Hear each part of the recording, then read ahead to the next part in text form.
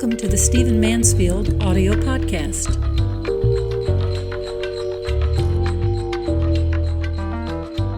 I want to talk to you for a moment today about something very, very practical. It's not the kind of thing I normally talk about in my podcast. It's not the kind of thing that I normally emphasize, but I feel so strongly about it that I want to talk about it today. And I need to start by saying I am the absolute polar opposite of a survivalist. I believe in society. I believe in being invested in society as a Christian, as a leader, as a man who just wants to help people, at whatever level, humanitarian, and just as a guy who's interested in life and being connected to society and civilization. I mean, I am the last guy to want to go live on a hill somewhere in Idaho or Utah and be some kind of a survivalist hermit. So I reject all of that. Nor am I an end times nut. I am not in any way. I don't really believe in the Christian theology that is most hyper about the second coming. I obviously believe in the second coming, but have a slightly different view than the majority view, the kind of end times sort of view that's dominant out there. We can talk about all that some other time. So having said all that, let me say that in our generation, we are very likely to live through the disruption of services that we're used to. We're going to have floods. We're going to have storms. We're going to have hurricanes. We know that. That's true in every generation. But we may also have terrorist activity that disrupts services. We may also have government outages or government weakenings that prevent the continuous services like electricity or water, every kind of thing. I live in right downtown Nashville, and we've lost power, lost water because of the great flood that happened a year ago.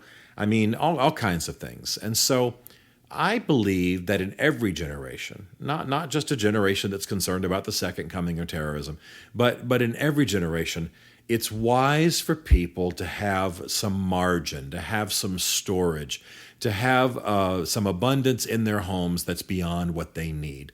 And I call this a grandma strategy. Now, so for some of you, you're so young, it might be a great grandma strategy. But the generation that lived through, even in their youth, the Great Depression, came out on the other side, and they had a little less trust in government, little less trust in Wall Street, and were insistent upon being a little bit more self-sufficient. So as a result, they made sure that they had what they needed in case the services they were used to were disrupted. The banks closed, water was not available, utilities weren't available, medical services weren't available, and so on.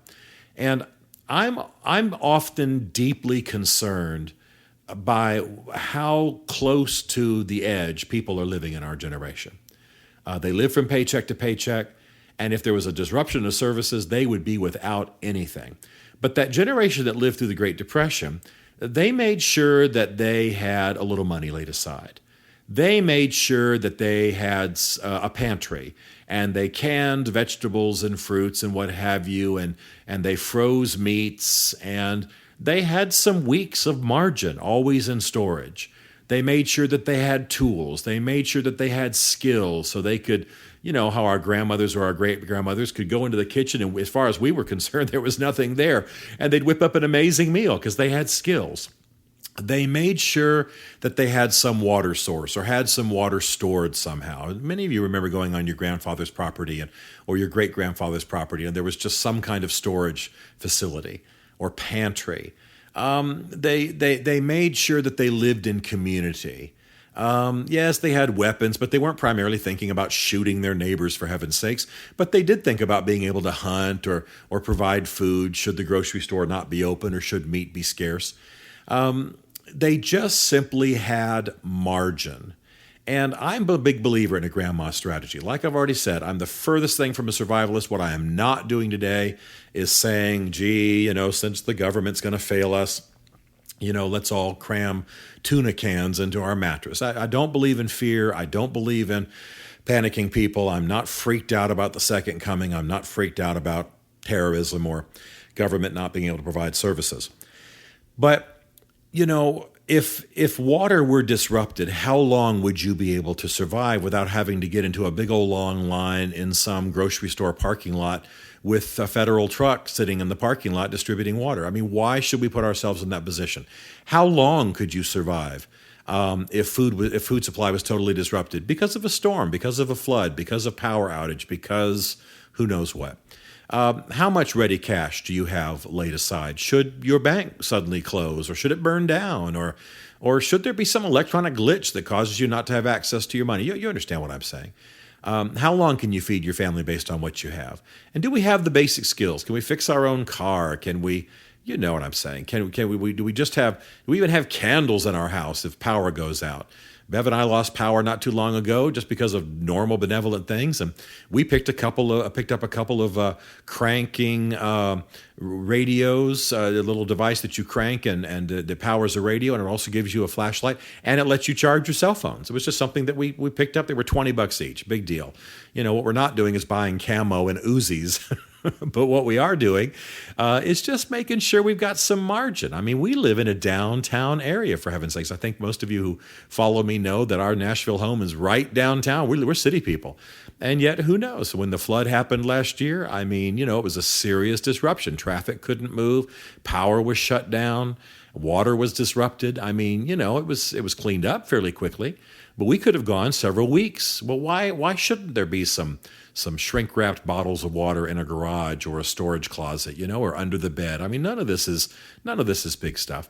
So I'm going to keep this short today, but what I'm urging everyone to do, and again, not for any reason that I see in the headlines or any one trend that concerns me, I'm just aware that especially young families tend to live pretty close to the vest, paycheck to paycheck, grocery store trip to grocery store trip. And I'm just saying, how about we think in terms of a month? How about you think in terms of, could I survive for a month? Do I have an extra vial of my medications? Do I have a month's worth of water? If everybody were to get, 1 bottle of water a day or 2 bottles of water a day, how much water would that be for our family? And how about we just stack that up in the garage, or stack it up in a closet, or stick it in the basement? And what about food? Do we have a month's worth of food? And if we don't, what go on a website and find out what store's best and rotate it, but be deep in terms of what you have there. And do you have a freezer in the garage? Well, if you lose power, you'll lose that eventually, but you'll at least have some food. And again, the idea is not to talk about surviving nuclear winter here. I'm not trying to get you to live Cormac McCarthy's The Road or something. I'm not apocalyptic in that sense. But I've been involved in some disaster relief in my life, and I've watched people suffer unnecessarily, I think, when tough times happened. And I'm just saying, it seems to me that given the times in which we live, and I don't mean that, again, one more time I'll say it in terms of some apocalyptic event, that it just makes sense. And I've got to tell you another reason that I do this too. The other reason that Bev and I do this is that when tough times happen, we want to be able to help people. We want to be able to give people things. We want to be able to serve people. And so we lay aside just enough food, medicine, and whatever, just to be able to survive. Who knows? Another Nashville flood. Who knows? Another Nashville tornado. Those kinds of things. So give that some thought. And the reason I'm putting this on this podcast is, the things that we talk about on this podcast, historical trends, cultural trends, religious trends, they're not just about academic things that we know and go away saying, how interesting. It's meant to affect the way we live, the way we relate to people, the way we interact with people, the way we conduct our lives. If you're serious about your faith, it should be the most defining thing in your life.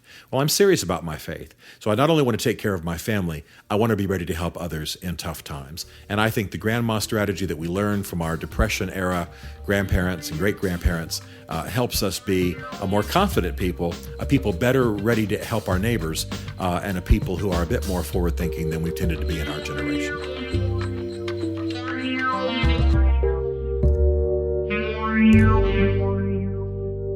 This Stephen Mansfield podcast was brought to you by the Mansfield Group.